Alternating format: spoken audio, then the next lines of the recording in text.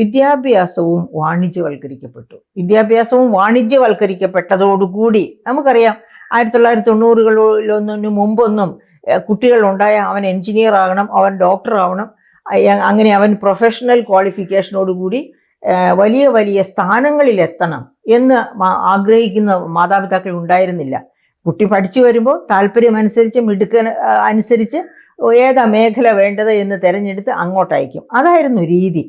അന്നൊക്കെ മൂല്യവത്തായ വിദ്യാഭ്യാസം, അതായത് വിദ്യാഭ്യാസത്തിന് ഏറ്റവും കൂടുതൽ പ്രാധാന്യം കൊടുക്കുന്നത് എഞ്ചിനീയറോ ഡോക്ടറോ അല്ലെങ്കിൽ അങ്ങനെയുള്ള പ്രൊഫഷനിലേക്കോ ഉള്ളവരാവുക എന്നതിനേക്കാൾ ഉപരി മൂല്യവത്തായ വിദ്യാഭ്യാസം. എന്താണ് മാനുഷിക മൂല്യങ്ങൾ, എന്താണ് കൊടുക്കൽ വാങ്ങലുകൾ, എല്ലാ മതങ്ങളും പഠിപ്പിക്കുന്നത് ഏറ്റവും പരമപ്രധാനമാണ് വിജ്ഞാനം എന്നാണ്. ആ വിജ്ഞാനത്തിൻ്റെ മഹത്വം കൃത്യമായി കുട്ടികൾക്ക് മനസ്സിലാക്കി കൊടുക്കത്തക്ക രീതിയിൽ പരസ്പര സ്നേഹത്തിൽ, പരസ്പര ബഹുമാനത്തിൽ, ഇങ്ങനെയൊക്കെ കുട്ടികൾ എങ്ങനെ പഠിച്ചു വളരണം, അതായിരുന്നു മൂല്യവത്തായ വിദ്യാഭ്യാസത്തിൻ്റെ അന്തസത്ത. പക്ഷെ ആ അന്തസത്തയിൽ വലിയ വിള്ളലുകൾ വീണു ഈ പറയപ്പെട്ട വാണിജ്യവൽക്കരണം, വിദ്യാഭ്യാസത്തിൻ്റെ വാണിജ്യവൽക്കരണത്തോടുകൂടി. അപ്പോൾ ഇവിടെ എന്താണ്, ഗർഭസ്ഥ ശിശുവിനെ തന്നെ ആണായാലും പെണ്ണായാലും എഞ്ചിനീയർ ആക്കാം, ഡോക്ടറാക്കാം, ഈ തരത്തിൽ തീരുമാനങ്ങൾ എടുത്താണ് പേരൻസ് മുന്നോട്ട് പോകുന്നത്.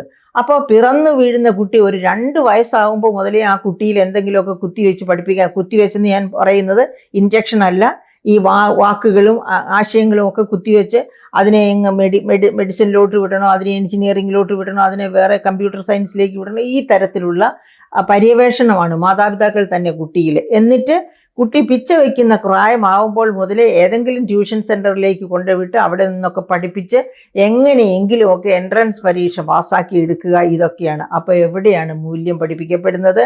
ആ കുട്ടിക്ക് വേറെ ഒന്നും, ആ കുട്ടിക്ക് ഭഗവത്ഗീത വായിക്കാൻ നേരമില്ല, ആ കുട്ടിക്ക് ഖുറാൻ വായിക്കാൻ നേരമില്ല, ആ കുട്ടിക്ക് ബൈബിൾ വായിക്കാൻ നേരമില്ല, വീട്ടിലുള്ളവർക്കും നേരമില്ല. കാരണം അവരുടെ മുഴുവൻ സമയവും ഈ കുട്ടികളെ ഇങ്ങനെ ഡയറക്റ്റ് ചെയ്ത് ഡോക്ടർ ആവുക എന്ന ദിശാബോധം സൃഷ്ടിക്കുക, എഞ്ചിനീയർ ആവുക എന്ന ദിശാബോധം സൃഷ്ടിക്കുക, ആ തരത്തിലുള്ള ദിശാബോധം സൃഷ്ടിക്കലിലേക്കും അതിനുള്ള കഠിനയത്നത്തിലേക്കും മാതാപിതാക്കൾ മാറുന്നു, കുട്ടികൾ മാറുന്നു. അപ്പോൾ അവിടെ മൂല്യവത്തായ വിദ്യാഭ്യാസം അന്യം നിന്നു പോകുന്നു. അതാണ് ഇന്ത്യയിൽ സംഭവിച്ചിരിക്കുന്നത്. ലോകത്തും മറ്റേതെങ്കിലും ഒരു രാഷ്ട്രത്തെ ഇതുപോലെയുള്ള ഭ്രാന്ത്, എഡ്യൂക്കേഷൻ എന്ന് പറഞ്ഞാൽ എഞ്ചിനീയർ ആകലാണ്, എഡ്യൂക്കേഷൻ എന്ന് പറഞ്ഞാൽ ഡോക്ടർ ആവലാണ്, എന്നിട്ട് നമ്മൾ എന്തൊക്കെ തരത്തിലുള്ള എഞ്ചിനീയർമാരെ, എന്തൊക്കെ തരത്തിലുള്ള ഡോക്ടർമാരെ. ഈ അടുത്ത കാലത്ത് നമ്മൾ കേട്ടു, ബീഹാറിൽ തന്നെ 16 പാലങ്ങളാണ് പൊളിഞ്ഞു വീണത് കൺസ്ട്രക്ഷൻ മേഖലയിൽ. അപ്പോൾ എഞ്ചിനീയേഴ്സിന്റെ വൈദഗ്ധ്യം എത്രയുണ്ടെന്ന് നമുക്ക് മനസ്സിലാക്കാം. അടിക്കടി. എന്നിട്ട് സുപ്രീം കോടതി തന്നെ ചോദിച്ചു, പാലങ്ങൾ പണിയാൻ തുടങ്ങുന്നത് ഇളകി വീഴുവാൻ വേണ്ടിയാണോ? അത്രയധികം കറപ്ഷൻ അവിടെ നടക്കുന്നു എന്ന് സുപ്രീം കോടതിക്ക് വരെ മനസ്സിലാകുന്ന ഒരവസ്ഥയുണ്ടായി. അപ്പൊ ഇതാണ് നമുക്ക് തന്നെ അറിയാം. നമ്മുടെ കൊയിലാണ്ടിയിൽ ഒരു പാലം നിർമ്മിച്ചുകൊണ്ടിരുന്നപ്പോൾ അത് താഴേക്ക് വീണത് നമുക്കറിയാം. അതുപോലെ എറണാകുളത്ത് ഒരു പാലം, ആ പാലത്തിന്റെ പേര് ഞാൻ ഓർക്കുന്നില്ല, അതിന്റെ പേരിൽ ഒരു മന്ത്രി തന്നെ, പഴയ മന്ത്രി തന്നെ ജയിലിൽ പോകേണ്ടി വന്നു, എഞ്ചിനീയേഴ്സ് ജയിലിൽ പോകേണ്ടി വന്നു. ഇതൊക്കെ നമുക്കറിയാവുന്ന കാര്യങ്ങളാണ്. അപ്പം നാം ഉദ്ദേശിക്കുന്നത് എന്താണെന്ന് വെച്ചാൽ, ആര് എഞ്ചിനീയർ ആകണം, അയാൾക്ക് താല്പര്യമുണ്ടെങ്കിൽ, അതിൽ വൈദഗ്ധ്യമുണ്ടെങ്കിൽ, ആര് ഡോക്ടർ ആകണം. ഇതൊക്കെ ഡോക്ടറാകുക എന്ന് പറയുന്നത് തന്നെ ഒരു ജീവകാരുണ്യ സേവനമാണ്. അപ്പം ആ മേഖലയിലേക്ക് പോകുന്നവർ അത്രയധികം ആ മേഖലയിൽ നൈപുണ്യം നേടുക മാത്രമല്ല, ആ മേഖലയ്ക്ക് വേണ്ടി ജീവിതം ഒഴിഞ്ഞു വയ്ക്കാൻ തയ്യാറായിട്ടുള്ളവരാകണം. അപ്പം ഇതൊന്നും നോക്കാതെ ഈ വിദ്യാഭ്യാസത്തെ വഴിതിരിച്ചു വിടുന്ന രീതി, വിജ്ഞാനമല്ല സമ്പാദിക്കുന്നത്, പണം ഉണ്ടാക്കാനുള്ള മാർഗമാണ് ആരാഞ്ഞുകൊണ്ടിരിക്കുന്നത്. പണം ഒന്നിനും, അതായത് എല്ലാ മഹാത്മാക്കളും പറയുന്നുണ്ട്, പണം ഒന്നിനും ഒരു അവസാനമല്ല, പണം കൊണ്ട് ഒരു പ്രയോജനവുമില്ല. അതാ ബിൽഗേറ്റ്സ് തന്നെ, പത്രപ്രവർത്തകർ ചോദിച്ചു അദ്ദേഹത്തോട്, അദ്ദേഹം ലോകത്തെ 1ാമത്തെ ധനികനായി ആവർത്തിച്ച് തെരഞ്ഞെടുക്കപ്പെടുന്ന സമയത്താണ് ചോദിച്ചത്, എന്താണ് അദ്ദേഹം ഈ ഇത്രയധികം ധനം കൊണ്ട് ചെയ്യാൻ പോകുന്നത്? എനിക്കൊന്നും ചെയ്യാനില്ല, എൻ്റെ അനുദിന ആവശ്യങ്ങൾക്ക്, എൻ്റെ കുടുംബത്തിൻ്റെ അനുദിന ആവശ്യങ്ങൾക്കുള്ളതെടുത്ത് ബാക്കി മുഴുവനും ഞാൻ ബിൽഗേറ്റ്സ് മെലിൻഡ ഫൗണ്ടേഷന് വഴിയായിട്ട് സാധുക്കളുടെ സംരക്ഷണത്തിന്, രോഗ വ്യാപനം തടയുന്നതിന്, അങ്ങനെ പലതിനുമായിട്ട് ചെലവഴിക്കും.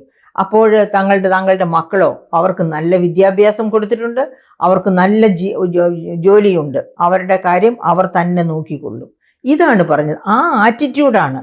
അതുപോലെ തന്നെ ഞാൻ ഇതിനു മുൻപ് പറഞ്ഞിട്ടുള്ള ഒരു എക്സാമ്പിൾ ഉണ്ട്, അലക്സാണ്ടർ ദ ഗ്രേറ്റിന്റെ കാര്യം. ഞാനിപ്പോൾ അത് ആവർത്തിക്കുന്നില്ല. അത് ബൈബിൾ അറിയാവുന്നവർക്കും അമർത്യ സെന്നിന്റെ ആർഗ്യുമെന്റേറ്റീവ് ഇന്ത്യൻ എന്ന ഗ്രന്ഥം വായിച്ചിട്ടുള്ളവർക്കും വളരെ ക്ലിയർ ആയിട്ട് ഓർമ്മിച്ചെടുക്കാവുന്നതാണ് ആ കഥ. അതായത് എത്ര സമ്പാദിച്ചാലും, അതായത് നമ്മൾ എഞ്ചിനീയർ ആയാലും ഡോക്ടർ ആയാലും പണം സമ്പാദിച്ചാൽ ആ പണം മുഴുവനും ഒന്നും നാം പോകുമ്പോൾ കൊണ്ടുപോകുന്നില്ല. കരങ്ങൾ രണ്ടും ശവമഞ്ചത്തിന് വെളിയിലേക്കിട്ടാണ് നാം യാത്ര ചെയ്യുന്നത്.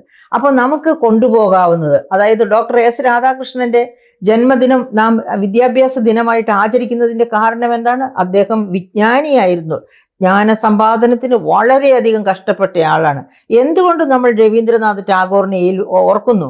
അദ്ദേഹത്തിന്റെ മഹത് ഗ്രന്ഥം ഗീതാഞ്ജലി നോബൽ പ്രൈസ് കൊണ്ടുവന്ന ഗ്രന്ഥമാണ്.